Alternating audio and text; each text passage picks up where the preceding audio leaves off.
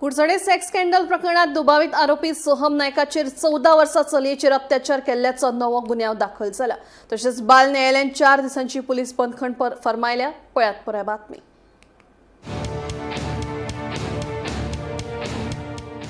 कुडचडेंतल्या लैंगिक अत्याचार प्रकरण गुन्यांव फाटल्यान हातात घेतल्या उपरांत ह्या प्रकरणाक गती मेळ्ळा। दुबावित आरोपी सोहम नायकाच्या घराचेर फॉरेन्सिक पंगडान गुन्यांव फाटल्यान धाड घातल्या उपरांत ताचे आड खुबशे पुरावे सांपडले। व्हडा प्रमाणात इलेक्ट्रॉनिक गॅजेट्स आनी कागदपत्रांय जप्त केली।